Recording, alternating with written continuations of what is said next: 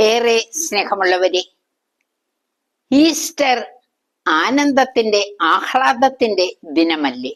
അന്നാണ് നമ്മുടെ യേശു സ്വർഗത്തിലേക്ക് പ്രവേശിക്കുന്നതിന് കല്ലറയിൽ നിന്ന് ഉയർത്തെഴുന്നേൽക്കുന്നത്.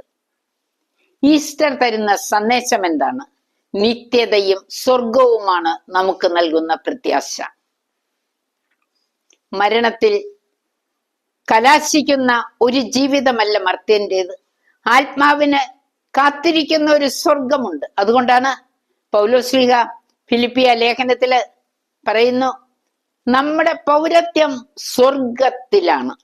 നമ്മുടെ പൗരത്വം സ്വർഗത്തിലാണ്. സ്വർഗത്തിലെ പൗരന്മാരാണ് നമ്മൾ. എത്ര അഭിമാനകരമാണ്! യേശു ആഴ്ചയുടെ ആദ്യ ദിനം തന്നെ ധീരതയോടെ കല്ലറയിൽ ഓടിയെത്തിയ മഗ്ദലേനയ്ക്ക് ദർശനം നൽകുന്നില്ലേ? വിശുദ്ധ യോഹന്നാന്റെ സുവിശേഷം 20-14 തിരുവചനം. അന്ന് തന്നെ വൈകിട്ട് പേടിച്ച് കതകടച്ചിരിക്കുന്ന ശിഷ്യരുടെ മധ്യത്തിൽ നിങ്ങൾക്ക് സമാധാനം എന്ന് പറഞ്ഞുകൊണ്ട് യേശു പ്രത്യക്ഷപ്പെടുന്നില്ലേ? ഇതാ തോമസ് കൂടെയില്ല. തോമസിനു വേണ്ടി 8-ാം ദിനം ഇതാ വീണ്ടും ശിഷ്യ സമൂഹത്തിൽ യേശു പ്രത്യക്ഷപ്പെടുന്നു.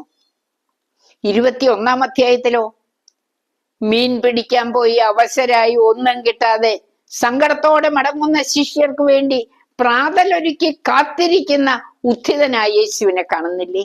മാത്രമല്ല, പത്രോസിനെ അജപാലന ദൗത്യം ഏൽപ്പിച്ചു.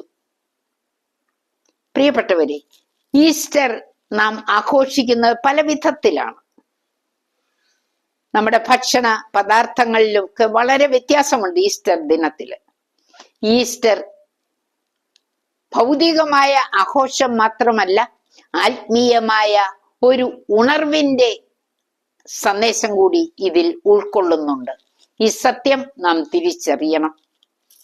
നമുക്കും നമ്മുടെ പൗരത്വം സ്വർഗത്തിലാണെന്നുള്ള ചിന്തയിൽ സ്വർഗത്തെ ലക്ഷ്യമാക്കി ജീവിക്കാൻ ഈസ്റ്റർ നൽകുന്ന ആഹ്വാനം നാം തള്ളിക്കളയരുതേ.